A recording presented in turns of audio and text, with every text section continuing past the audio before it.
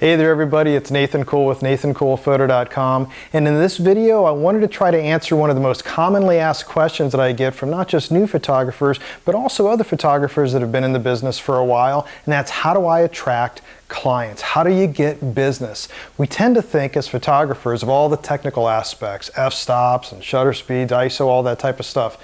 But then we miss out on what it takes to actually bring in the business. And real estate photography, like a lot of other genres of photography, is a business. And so it's not always within our wheelhouse to know how to go out and get clients. So I'm going to concentrate on answering that question and talk about a few other things that are out of my fourth book on real estate photography in the Real Estate Photography series, which is Business Techniques for Real Estate Photography. I also have a link to the entire series of all 4 books down in the description for this video. But anyways, as we start looking into that book and where do we actually get clients and how do we go out there, a lot of people think right off the bat, it's like, okay, I'm going to go out on Google, I'm going to get some ads there, I'm going to get Facebook ads, I'm going to get business cards, I'm going to make flyers, I'm going to get on Yelp, maybe Houzz, I'm going to start doing some cold calling.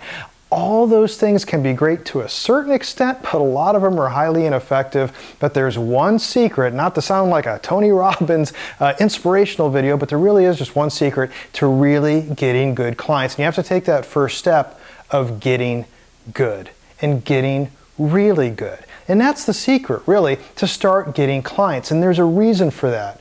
Marketing is twofold. It's not just knowing, it's also showing. And knowing is saying, yeah, I'm in a directory. You can find me, and there's an ad that'll pop up. Click on this. Hey, I can go out and do your work. And maybe passing around flyers, cold calling, stopping into real estate photography broker offices, trying to introduce yourself. Some of those things are effective, but if you can't show that you can do work really well, you're not going to get the gigs. The thing is right now is that the same clients you want to have, that you want to get for doing real estate photography, they're already working with other photographers. It's very rare that you'll find a brand new real estate agent who's really a connector also, which is, by the way, what you want to have.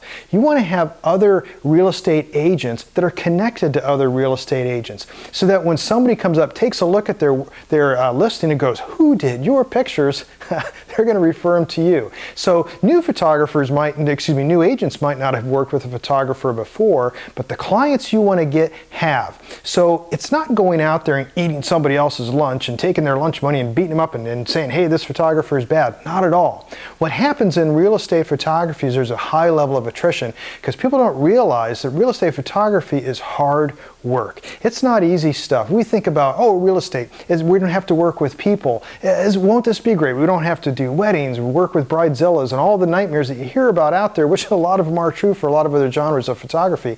But the thing is, it's not like going out there and shooting landscape photography. You've got time constraints, you've got tight deadlines, and there's a lot of work. There's all kinds of personalities you're going to run across, not just from the agents, but also the people that are selling their houses. So because of that, someone's going to drop out of the market. Also, somebody may start taking shortcuts because they are finding that it's very hard to be profitable in this business because they might not have had the right guidance. Some of that I spell out in the Business Techniques book. But also, when it comes to getting good and showing that you actually can do something better and help a real estate agent make a lot of money off their listing by turning it faster and possibly for a higher profit, well, that comes from doing really good work. So you can practice right now with that, and there's a free way to start doing that. First, you can start going through some of the videos that I've got here online. You can start practicing. So you can start taking some of your own footage. No matter where you live, you've got a window in a room, you've got natural light that's coming in, so you can start doing the flash ambient blend, you can start doing some window pulls, just where you are, it doesn't matter. You can practice on anything. Then you need to take that to another level and of course start getting other work. And if you've never had clients yet before watching this video, there are some tips for taking this a step further in the Business Techniques book. But anyways, you can start doing that. The next thing, which is it's a lower cost, not exactly free, but the books in my Real Estate Photography series aren't that much. It's a lot cheaper than going to a workshop, and you'll be able to get a lot out of it. So I recommend the ebooks out of that so you can keep them up on a monitor or something, but you'll be able to also zoom in to the screenshots as you step through the various instructions on how to do those things. As we start getting into the fall and winter months, that's when the market starts to fade, and that's the time that you got to start preparing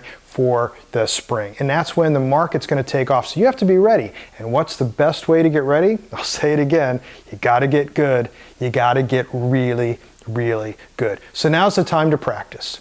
Anyways, that's my biggest secret to actually getting clients. You have to be able to show them that you can do the job for them, that you're worthy of them actually taking the time. And it's not just the product quality, it's how fast you can do it, how fast you can turn it around. It's that entire balance. And of course, I spell that out, and among other things, in the Business Techniques book on real estate photography. Anyways, I hope this video is useful for you and that you can use some of this in your photography as well. If you did like this video, you can subscribe to this YouTube channel. It won't cost you anything, and as soon as one of these videos is posted, you'll be the first to know. Thanks a lot for watching. Until next time, take care, be safe, and get out there and shoot something.